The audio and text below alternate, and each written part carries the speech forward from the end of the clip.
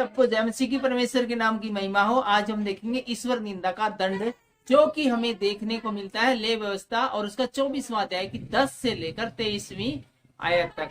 यदि आपके पास बाइबल है तो हमारे साथ हम निकाल सकते हैं ले व्यवस्था उसका 24वां अध्याय की 10 से लेकर 23 आयत तक, जहां आज हम ईश्वर निंदा का दंड के बारे में देखने वाले हैं। और उन दिनों में किसी इजरायली स्त्री का बेटा, जिसका पिता मिस्री पुरुष था, इजराइलियों के बीच में चला गया। आपके लिए इस लाइन को हम एक बार फिर से पढ़ देते हैं, बड़ा ही ध्यान पूर्वक है, देखिएगा क्या लिखा हुआ है। उन दिनों में किसी इजरायली स्त्री का बेटा, किसी इजरायली स्त्री का बेटा जिसका पिता मिस्री पुरुष था, पिता तो है मिस्र का था और उसकी माता इजरायली थी, ठीक है, और इजरायलियों के बीच चला जाता है वो, और वह इजरायली स्त्री का बेटा एक इजरायली पुरुष छावनी के बीच में आपस में मारपीट करने लगते हैं, और वह इजरायली स्त्री का बेटा यहोवा के नाम की निंदा करके शराब देने लगता है। और यहाँ पर लिखा है कि इजरायली स्त्री का बेटा है वो यहोवा के नाम की निंदा करके शराब देने लगता है, यहोवा नाम की इस निंदा करता है और शराब भी देने लगता है। यह सुनकर लोग उसको मूसा के पास ले गए, और जब इतनी बड़ी घटना घट गई, किसी ने परमेश्वर की बुराई करी, तो सब लोग उसको पकड़कर मूसा के पास ले आते हैं। मूसा एक प्रकार का इस समय सुप्रीम कोर्ट की तरह कार्य करता था। उसकी माता का नाम, जो लड़का था जिसने गुनाह किया था, सलोमीत था, जो दान के गोत्र के बिद्री की बेटी थी। उन्होंने उसको हवालात में बंद किया, जिससे यहोवा की आज्ञा से इस बात पर विचार किया जाए। जब वो मूसा को उसके पास गए तो मूसा ने कहा, भाई थोड़े दिन इसको ना एक बार जेल में डाल दो, देखते हैं इसके बारे में क्या किया जाता है, इसके विचार में सोच विचार करते हैं इसके बारे में। और 13वीं आयत आगे हमें बताती है, तब यहोवा ने मूसा से कहा, तुम लोग उस श्राप देने वाले को छावनी से बाहर ले आओ। और इसके बारे में जब मूसा ने अच्छी तरह सोच विचार कर लिया, तो उसके बाद कहा है कि उसको ना छावनी से बाहर ले आओ, जिसने श्राप दिया था, और जितनों ने वह निंदा सुनी हो वे सब अपने अपने हाथ उसके सिर पर टेके।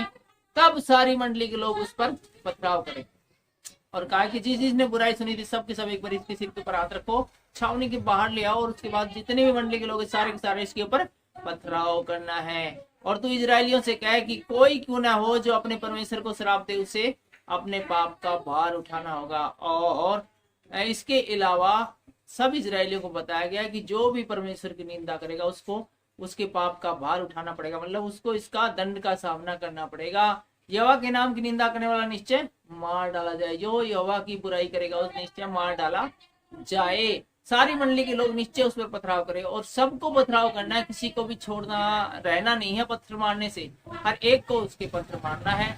पत्थरों की संख्या लाखों में होनी चाहिए, चाहे देसी हो चाहे परदेसी हो। यदि कोई उस नाम की निंदा करे तो वह मार डाल जाए। इस नाम की निंदा, इस मतलब परमेश्वर की निंदा करे तो।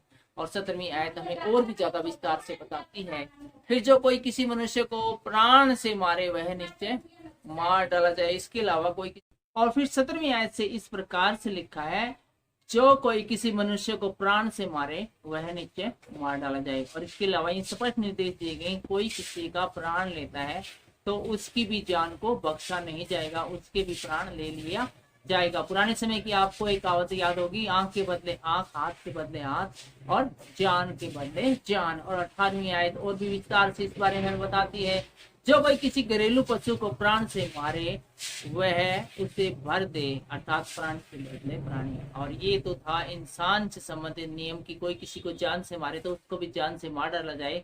लेकिन दूसरी तरफ यदि कोई व्यक्ति किसी पक्षी को मारता है, किसी पशु को मारता है, तो फिर उसकी सजा यही है कि वो उसको एक नया पशु उसी के जैसा लाकर है वो दे दे, या फिर उसकी कीमत है वो चुका दे। और 19वीं आयत और विस्तार से हमें बताती है, फिर यदि कोई किसी दूसरे को चोट पहुंचाए तो जैसा उसने किया है वैसा ही उसके साथ भी किया जाए, अर्थात चोट पहुंचाने वाले के भी चोट पहुंचाई जाए, अर्थात अंग भंग करने के बदले में अंग भंग किया जाए। आंख के बदले आंख और दांत के बदले दांत, जैसी चोट जिसने किसी को पहुंचाई है वैसी ही उसको भी पहुंचाई जाए। कितना कठोर नियम था। अपने आप को मरवाना और एक बड़ी कष्टदायक पोजीशन है, किसी को मारना एक अलग चीज है, गुस्से गुस्से में मारा जा सकता है, और जिसको मारते हैं उसको भी नहीं पता है कि उसको मार पड़ने वाली है, इसलिए उसको इतनी दिक्कत नहीं होती। लेकिन जब हमें पता होगी हमें इतनी बड़ी सजा मिलने वाली है तो हम वैसे ही चिंता के मारे मर जाते हैं। बहुत कठिन सजा थी, इसको हल्के में मत लेना। 15वीं 21वीं आयत हमें बताती है, पशु को मार डालने वाला उसको भर दे, परंतु मनुष्य को मार डालने वाला मार डाला जाए। ठीक है, ये नियम सिर्फ पशुओं के बारे में ही है कि पशु को मार डाला तो नया पशु ला के दे दे, लेकिन मनुष्यों के लिए ऐसा नहीं है। उसके बदले में उसको अपनी प्राण हानि उठानी पड़ेगी। और आगे 22वीं आयत कहते हैं, तुम्हारा नियम एक ही हो, जैसा देशी के लिए वैसा ही परदेशी के लिए भी हो। तुम्हारा परमेश्वर मैं यहोवा हूँ, मैं तुम्हारा परमेश्वर यहोवा हूँ। देशी और विदेशी दोनों के लिए एक जैसा कानून, एक जैसी सजा। अमीर गरीब में कोई भेदभाव नहीं, न देशी परदेशी में। अतः मूसा ने इजरायलियों को यह समझाया, तब उन्होंने उस साफ देने वाले को छावनी से बाहर ले जाकर उस पर पथराव किया। और जब मूसा ने ये सारी बातें बता दी इजरायलियों को, तो सब लोग उसको मूसा की आज्ञा पाकर छावनी से बाहर ले गए और उसके ऊपर भारी पथराव किया गया। और इजरायलियों ने वैसा ही किया जैसा यहोवा ने मूसा को आज्ञा दी थी। आज की वीडियो में इतना ही, लेकिन अगले वीडियो मिलते हैं, जिसका शीर्षक होगा 7वां वर्ष विश्राम दे। सबको जय मसीह।